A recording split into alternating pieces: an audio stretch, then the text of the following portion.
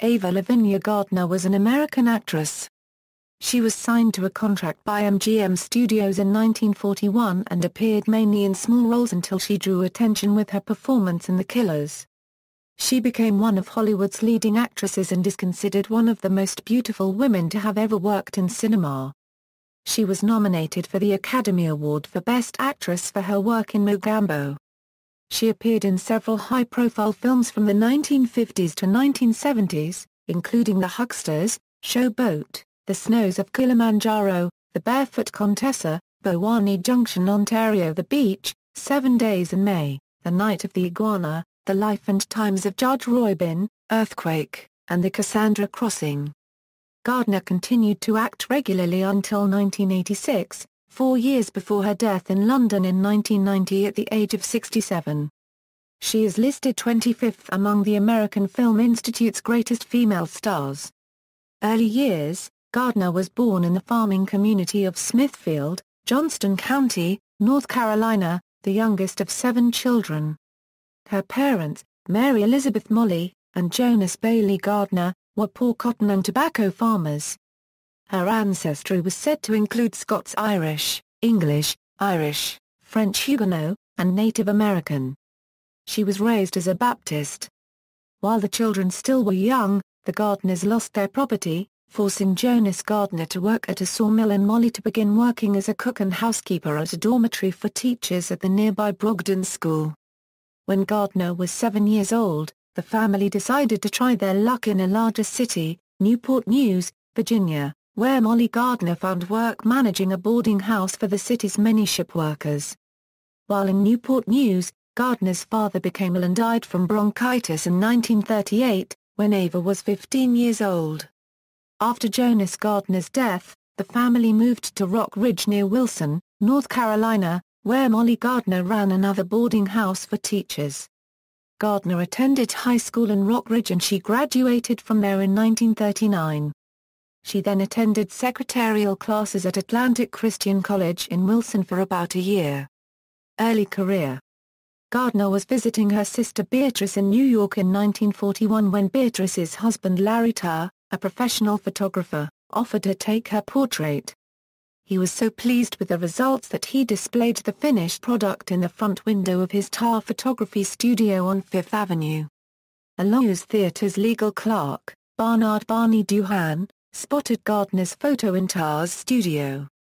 At the time, Duhan often posed as an MGM talent scout to meet girls, using the fact that MGM was a subsidiary of Loew's. Duhan entered Tarr's and tried to get Gardner's number, but was rebuffed by the receptionist. Duhan made the offhand comment, "Somebody should send her info to MGM," and the Tarrs did so immediately. Shortly after, Gardner, who at the time was a student at Atlantic Christian College, traveled to New York to be interviewed at MGM's New York office by Al Altman, head of MGM's New York talent department. With cameras rolling, he directed the 18-year-old to walk towards the camera, turn and walk away, then rearrange some flowers in a vase. He did not attempt to record her voice because her southern accent made it almost impossible for him to understand her. Though Al thought Ava the most beautiful woman he had ever seen, he believed the test was a disaster and was completely surprised by what he saw in the screening room. On screen she was magnetic. The camera loved her. He sent the test to Hollywood.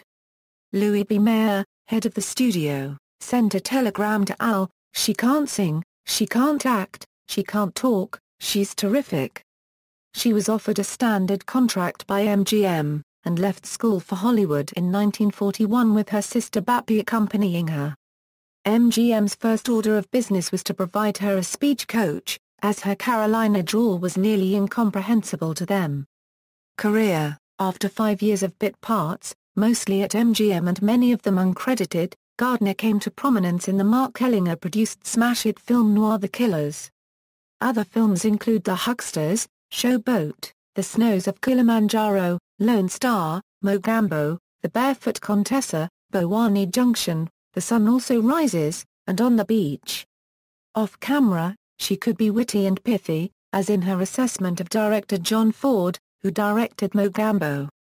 she found herself billed between Charlton Heston and David Niven in 55 Days at Peking in 1963, a lavish version of the Chinese revolt against foreign control during the Boxer Rebellion in 1900. The following year, she played her last great leading role in a superlative film, The Night of the Iguana, based upon a Tennessee Williams play and starring Richard Burton as an atheist clergyman and Deborah Kerr as a gentle artist traveling with her aged poet grandfather. John Huston directed the movie in Puerto Vallarta, Mexico, insisting on making the film in black and white, a decision he later regretted because of the vivid colors of the flora. Gardner received billing below Burton but above Deborah Kerr. Gardner was nominated for a BAFTA and a Golden Globe Award for her hearty performance in this signature role. She next appeared again with Lancaster, this time along with Kirk Douglas and Frederick March, in 7 Days in May, a taut thriller about an attempted military takeover of the U.S. government. 2 years later, in 1966, Gardner briefly sought the role of Mrs. Robinson in Mike Nichols' The Graduate. She reportedly called Nichols and said, "I want to see you. I want to talk about this graduate thing."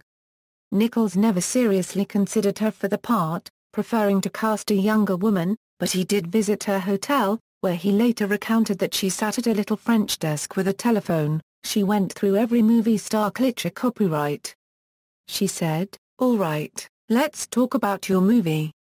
First of all, I strip for nobody." Gardner moved to London, England in 1968, undergoing an elective hysterectomy to allay her worries of contracting the uterine cancer that had claimed the life of her own mother.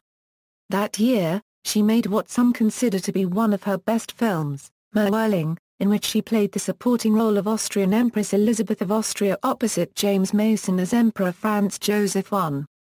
She appeared in a number of disaster films throughout the 1970s, notably Earthquake with Charlton Heston, The Cassandra Crossing, and the Canadian movie City on Fire.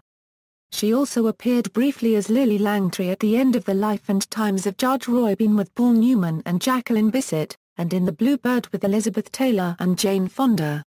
Her last movie was Regina Roma, a direct-to-video release. In the 1980s she acted primarily on television, including the mini-series remake of The Long Hot Summer and the primetime soap opera Knots Landing, also in 1985. In 1986 she appeared in her two final projects, the TV movies Harem and Maggie. Personal life, marriages. Soon after her arrival in Los Angeles, Gardner met fellow MGM contract player Mickey Rooney. They married on January 10, 1942, when she was 19 years old and he was 21. The ceremony was held in the remote town of Ballard, California, because MGM studio head Louis B. Mayer was worried that fans would desert Rooney's Andy Hardy movie series if it became known that their star was married. Largely due to Rooney's serial adultery, Gardner divorced him in 1943, but agreed not to reveal the cause so as not to affect his career. Gardner's second marriage was brief as well, to jazz musician and band leader Artie Shaw, from 1945 to 1946. Shaw had previously been married to Lana Turner. Gardner's third and last marriage was to singer and actor Frank Sinatra, from 1951 to 1957. She would later say in her autobiography that he was the love of her life. Sinatra left his wife, Nancy, for Gardner and their subsequent marriage made headlines. Sinatra was blasted by gossip columnists Hedda Hopper and Lola Parsons, the Hollywood establishment, the Roman Catholic Church, and by his fans for leaving his wife for a noted femme fatale.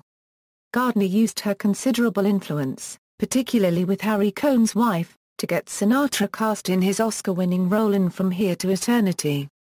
That role and the award revitalized both Sinatra's acting and singing careers.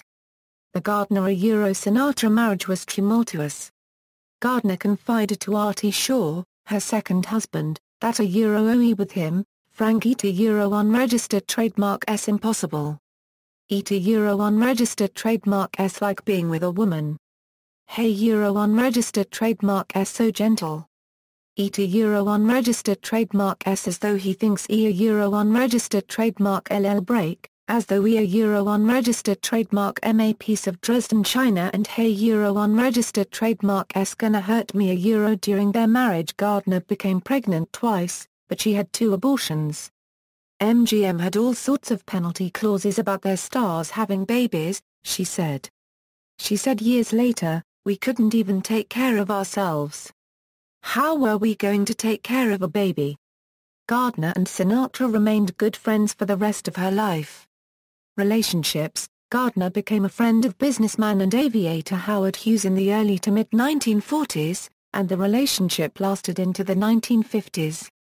Gardner stated in her autobiography, Ava, My Story, that she was never in love with Howard Hughes, but he was in and out of her life for about 20 years. Hughes's trust in Gardner was what kept their relationship alive. She describes him as painfully shy, completely enigmatic and more eccentric than anyone she had ever met. After Gardner divorced Sinatra in 1957, she headed for Spain, where she began a friendship with writer Ernest Hemingway. While staying with Hemingway at his villa in San Francisco de Paula in Havana, Cuba, Gardner once swam alone without a swimsuit in his pool.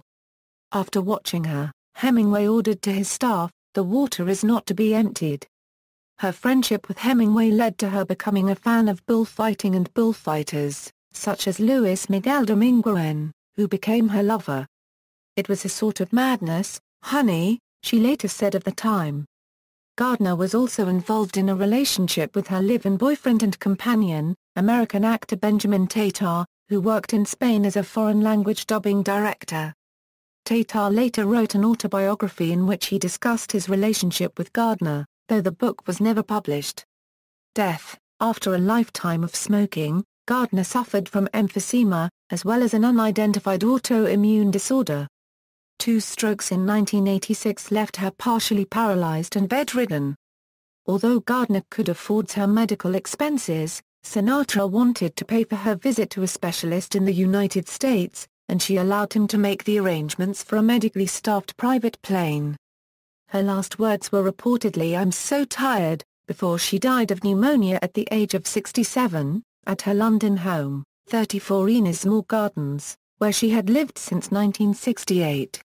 Gardner was buried in the Sunset Memorial Park, Smithfield, North Carolina, next to her brothers and their parents, Jonas and Molly Gardner. The town of Smithfield now has an Ava Gardner Museum. Book: in the last years of her life, Gardner asked Peter Evans to ghostwrite her autobiography, stating, "I either write the book or sell the jewels." Despite meeting with Evans frequently and approving of most of his copy, Gardner eventually learned that Evans, along with the BBC, had once been sued by her ex-husband Frank Sinatra. Gardner and Evans's friendship subsequently cooled and Evans left the project. Evans's notes and sections of his draft of Gardner's autobiography, which he based on their taped conversations, were published in the book Ava Gardner, The Secret Conversations after Evans's death in 2012. Award nominations: Gardner was nominated for an Academy Award for Mogambo. The award was won by Audrey Hepburn for Roman Holiday.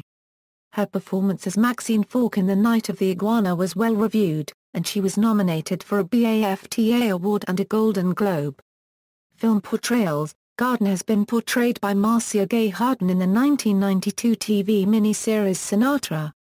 Deborah Kara Unger in HBO's 1998 television movie The Rat Pack. Kate Beckinsale in the 2004 Howard Hughes biopic The Aviator. And Anna Driver in the 2012 Italian TV film Walter Chiari, Fino all'ultima risata.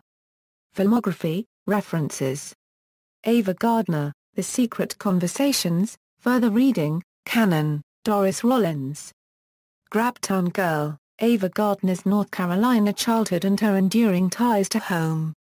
Down Home Press, 2001. ISBN 1-878086-89-8, Evans, Peter and Garner, Ava. Ava Gardner, The Secret Conversations. Simon & Schuster, 2013. ISBN 978-1451627,695. Fowler, Karen. Ava Gardner, A Biobibliography. Greenwood Press, 1990. ISBN 0-313-26776-6, Gardner, Ava. Ava, My Story.